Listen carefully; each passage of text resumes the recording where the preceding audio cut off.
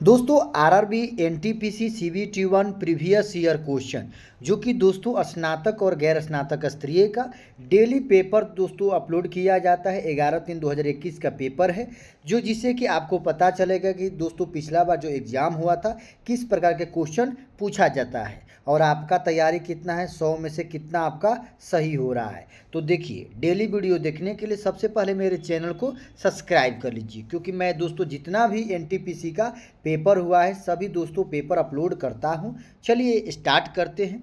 पहला क्वेश्चन क्या दिया गया है कि ऊर्जा अंतरण के 10% नियम का प्रतिपादन किसके द्वारा किया गया था? तो option number D, Raymond Lindeman, जो कि 10% नियम का प्रतिपादन किया था। चलिए अगला क्वेश्चन है क्वेश्चन नंबर 2। देखिए, दिया गया उस विकल्प को चयन कीजिए जो दिए गए कथनों से निष्कर्षित नहीं किया जा सकता है। पहला कथन है कुछ चाबियां नाव है, दूसरा है कुछ नाव पाइप है, तीसरा है सभी पाइप मछली है। तो पहला ऑप्शन है कुछ मछली नाव है, दूसरा है कुछ पाइप नाव है, कुछ नाव चाबियां है, कुछ मछली चाबियां है। तो correct answer option number D आएगा। आप लोग देख लीजिए डायग्राम किस प्रकार बनाया गया है। चलिए अगला क्वेश्चन देखते हैं। क्वेश्चन नंबर 3 है दोस्तों, ए क्यू प्लस बी क्यू है, नीचे दिया गया ए स्क्वायर इंटू बी। जो आप लोग हल करना है इसका correct answer option number C आ जाएगा। दोस्तों क्या आएगा दोस्तों? ऑप्शन नंबर इसका सी करेक्ट आंसर आ जाएगा। चलिए अगला क्वेश्चन देखते हैं। क्वेश्चन नंबर दोस्तों 4 है। देखिए, वित्तीय क्षेत्र में एफसीसीबी का पूर्ण रूप क्या है? एफसीसीबी का पूर्ण रूप क्या है? Correct answer option number C, foreign currency convertible brand है। चलिए अगला क्वेश्चन दोस्तों एफसीसीबी का फुल फॉर्म है। अगला क्वेश्चन देखते हैं कि रवि और राजेश ने एक एमटेक प्रोग्राम में प्रवेश लेने के लिए एक प्रवेश परीक्षा में भाग लिया। रवि को राजेश से 8 अंक अधिक मिले और उसके प्राप्तांकों के योग के 52% के बराबर हो, तो रवि और राजेश को क्रमशः कितने अंक मिले हैं? तो करेक्ट आंसर दोस्तों ऑप्शन नंबर ए आएगा, 104 और 96। देखिए, माना राजेश को कितना अंक मिला? x, जबकि उसके अंक से जो कि रवि को राजेश से अंक से 8 अंक अधिक है, यानी रवि का हो गया दोस्तों x + 8। प्रश्नानुसार जो बोला गया है 52% के बराबर है। हल कीजिएगा, correct answer option number A आएगा। चलिए अगला क्वेश्चन देखते हैं। दिया गया कि मानवी ने एक धन प्रतिशत पहले 3 वर्षों के लिए साधारण ब्याज की 6% वार्षिक दर पर, उसके अगले 5 वर्षों के लिए 9% वार्षिक दर पर और 8 वर्ष की इस अवधि के बाद 13% वार्षिक दर पर उधार ली गई। यदि 11 वर्ष के अंत में उसके द्वारा भुगतान किया गया कुल ब्याज इतना है, तो उधार ली गई धनराशि ज्ञात कीजिए।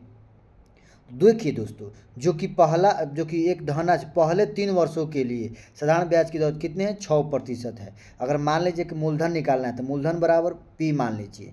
तो पहला 3 वर्ष के लिए 6% वार्षिक दर पर, उसके बाद 9% वार्षिक दर पर 5 वर्षों के लिए, उसके बाद दोस्तों कितना हो गया? 9 3 12। उसके बाद दोस्तों 8 वर्षों के लिए इस अवधि के 13% उधार दी गई। तो 11 वर्ष के अंत में उसका कुल ब्याज 8160 है।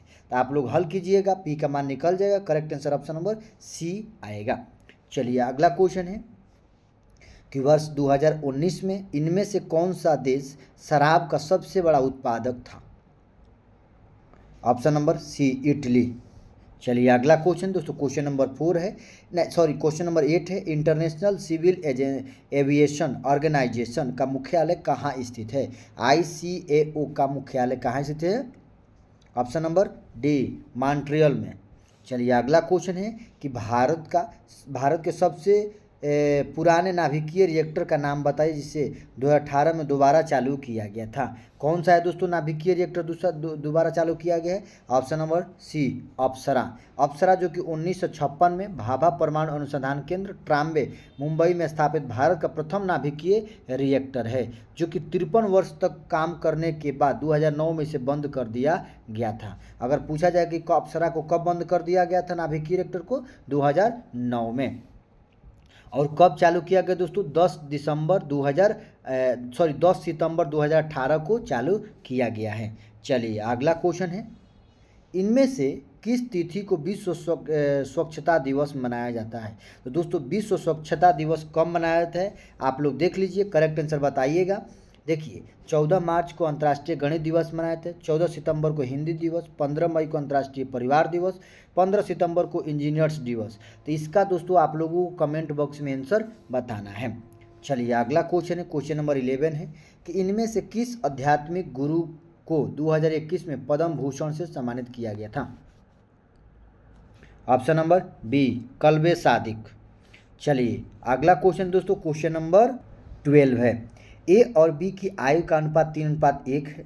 15 वर्ष बाद यह अनुपात 2:1 हो जाता है, तो वर्तमान आयु का अनुपात क्या होगा? देखिए दोस्तों ये दिया गया है 3:1, 15 वर्ष बाद क्या है दोस्तों, इसका अनुपात कितना हो जाता है? 2:1 हो जाता है 15 वर्ष बाद। तो 15 वर्ष बाद आप लोग हल कीजिएगा, वर्तमान निकल जाएगा। यहाँ कितना का अंतर है? 2, यहाँ कितना का अंतर? 1, इसमें गुना कर दीजिए, इसमें 2 से गुना कर दीजिए, ये अंतर सेम हो जाएगा, इसका मान निकल जाएगा। Correct answer option number D आएगा, 45 वर्ष और 15 वर्ष। चलिए अगला क्वेश्चन है, क्वेश्चन नंबर 13 है, कोई छोटी से छोटी संख्या ज्ञात कीजिए जिसे 2495 में जोड़ने प्राप्त संख्या 3, 4, 5, 6 से पूर्णतः विभक्त हो जाए। देखिए 3, 4, 5, 6 का पहले एलसीएम निकालिए दोस्तों। पहले एलसीएम जो निकलेगा उसमें कौन सी संख्या से गुणा किया जाए कि ये संख्या पूर्ण वर्ग से, जो बचेगा पूर्ण वर्ग से भाग लग जाए इस संख्या से। तो आप लोग हल कीजिए, correct answer option number C आएगा। चलिए अगला क्वेश्चन, क्वेश्चन नंबर 14 है दोस्तों, वर्गमूल ज्ञात करना है, तो इसका करेक्ट आंसर दोस्तों ऑप्शन नंबर बी आएगा, जबकि इसका टोटल का वर्गमूल निकालना है। तो निकालिएगा, correct answer option number B आएगा। चलिए अगला क्वेश्चन है कि सिरसा का मकबरा कहाँ स्थित है? तो दोस्तों सिरसा का मकबरा कहाँ है? सासाराम में। जहांगीर का मकबरा कहाँ है? दिल्ली में। चलिए अगला क्वेश्चन है, क्वेश्चन नंबर देखिए यहाँ देख लेते हैं दोस्तों, बाबर का मकबरा काबुल में, हुमायूं का मकबरा दिल्ली में, अकबर का मकबरा सिकंदराबाद, जहांगीर शाहजहाँ लाहौर में, सॉरी दोस्तों जहांगीर का मकबरा शाहजहाँ है, हुमायूं का मकबरा दिल्ली में है, वहाँ गलती था दोस्तों, हुमायूं का मकबरा दिल्ली है, शाहजहाँ का आगरा है, उसके बाद औरंगजेब का औरंगाबाद, उसके बाद सलीम चिश्ती का फतेहपुर सिकरी है। तो दोस्तों इसका करेक्ट आंसर क्या था? ऑप्शन नंबर सी, सिरसा का मकबरा सासाराम। चलिए अगला क्वेश्चन है, क्वेश्चन नंबर 16 है कि राकेश के पास केवल 2 रुपया और 5 रुपये के वर्गमूल के सिक्के हैं। यदि उसके कुल पास 60 सिक्के हैं तो उसके पास मौजूद कुल राशि 240 रुपया है। तो क्रमशः 2 रुपया और 5 रुपये के सिक्कों की संख्या ज्ञात कीजिए। Correct answer option number D आएगा। चलिए अगला क्वेश्चन है, क्वेश्चन नंबर 17 है, दिया गया दोस्तों अजैविक नवीकरणीय प्लास्टिक के बढ़ते उपयोग से अंततः पादप एवं पशु जीवन के लिए गंभीर खतरा उत्पन्न हो जाएगा। ऑप्शन देखते हैं। निष्कर्ष में है कि यदि अजैव नवीकरणीय प्लास्टिक पर प्रतिबंध लगाया जाता है तो मानवता को विलुप्त होने का सामना नहीं करना पड़ेगा। दूसरा है प्लास्टिक के व्यापक उपयोग से मानवता पर प्रभाव नहीं पड़ेगा। तो दोस्तों कौन सा होगा? ऑप्शन नंबर सी, न तो 1 और न ही 2 पालन करता है। अगला क्वेश्चन है, क्वेश्चन नंबर 18 है, आपको बताना है कि निम्नलिखित में से कौन सा विकल्प अंग्रेजी वर्णमाला के में बाईं ओर से 20वें अक्षर के दाईं ओर से 5वां कौन सा होगा? तो दोस्तों अंग्रेजी वर्णमाला में बाईं ओर से दोस्तों बाएं से 20वें अक्षर के दाएं यानी इधर 5वें अक्षर कौन सा होगा? तो दोस्तों इसका correct answer option number C आएगा। तो दोस्तों दाएं और बाएं बोला जाए तो दोनों को जोड़ दो। अगर यहाँ बाएं बोला गया है और यहाँ दाएं बोला गया है, जब दाएं और बाएं बोला जाए दोनों को ऐड कर दो तो ये कितना हो जाएगा? Option number C 25। चलिए अगला क्वेश्चन है 19 है कि 22, 34, 40 का एलसीएम ज्ञात कीजिए। ऑप्शन नंबर सी इसका करेक्ट आंसर है। अगला क्वेश्चन है कि अगला क्वेश्चन दोस्तों कालबेलिया लोकगीत और नृत्य इनमें से किस भारतीय राज्य से संबंधित हैं? Option number A Rajasthan.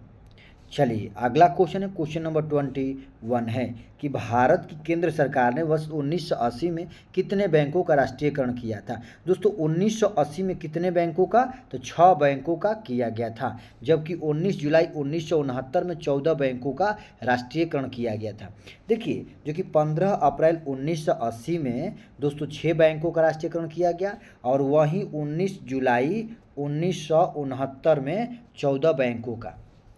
चलिए अगला क्वेश्चन है, इनमें से कौन सी पर्यावरण अनुकूल प्रक्रिया है। ऑप्शन नंबर ए, सूखे पत्तों का मिट्टी में दबाकर निपटान करना। अगला क्वेश्चन है, क्वेश्चन नंबर 23 है, नीचे दिए गए 4 शब्दों में से 3 किसी तरह संगत है, एक असंगत है। तो देखिए अंपायर, पिच, बाउंड्री और ग्राउंड। देखिए अंपायर ऑप्शन नंबर ए जो है अलग है।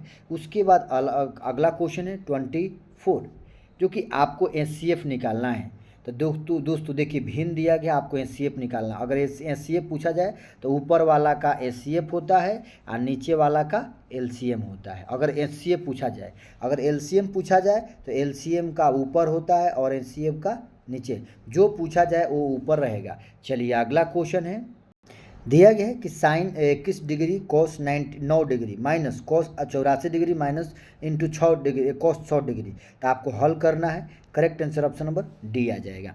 चलिए अगला क्वेश्चन है, इनमें से किस राज्य ने 7 स्टार ग्राम पंचायत इंद्रधनुष योजना शुरू की थी।